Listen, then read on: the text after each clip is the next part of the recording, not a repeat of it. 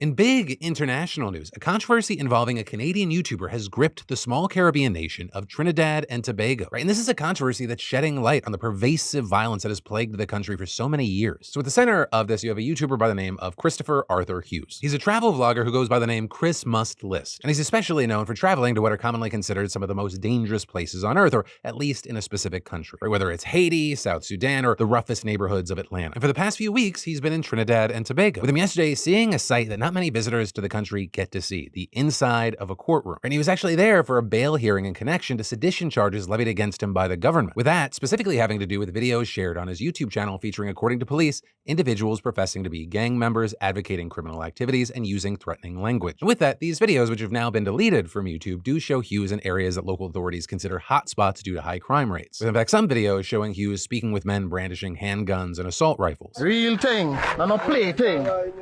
Hard copper in your skin. You know, we always have it. We outside all the time. So with that, Hughes made bail, which was set at 100,000 Trinidad and Tobago dollars, which is a little less than 15,000 US. With him then taking to social media last night to celebrate his release, saying, "Freedom at last. I'm free on bail. Thank you for all the love and support from my subscribers around the globe. I love you all. I appreciate you all." But of course, it's not total freedom. He's required to stay in Trinidad and Tobago until further advised. And if he hasn't already, he'll have to hand over his passport to the Canadian High Commission, with from here, prosecutors having a couple of different options. Where the worst case scenario for Hughes would be a fine and 5 years in prison. But notably with that, there's opposition not only from Hughes's family and followers who have started a petition, but also from people inside the government. With that including one of the country's senators, David Nakid, who's part of the country's main opposition party. He actually defended Hughes, saying that the YouTuber simply was giving a voice to young people in the ghetto, people that he says have just been neglected by the government. Christmas list.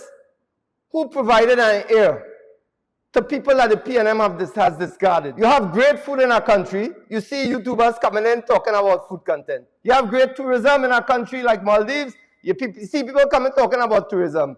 You have horrific crime, graphic crime coming in our country.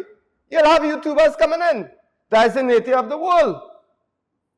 Instead of, as one newspaper put it, instead of shooting the messenger, get your bloody job done. And with that, there's no doubt that crime and gang violence is a major national issue in Trinidad and Tobago. It's actually the country with the 6th highest crime rate in the world, and notably, to his credit, Hughes' videos have come at the issue through multiple different angles and primarily featured voices of people in various Trinidadian communities rather than his own. Right in this one, for example, he's joining local activists in a peace walk demanding an end to gang violence. We are tired of the crimes. We are tired that we cannot come outside. Our kids cannot play in the yards anymore. We can't just come outside after a certain hours, even in broad daylight. You know, they are shooting people, they are killing people. It's like a plague. It's touching almost every household in the communities. And of course, Hughes' content can be controversial as well. But whether or not you like his videos is a different question from whether he should be in jail or not. But for now, we're gonna have to wait to see what happens, how this actually plays out. And in the meantime, I'd love to know your thoughts.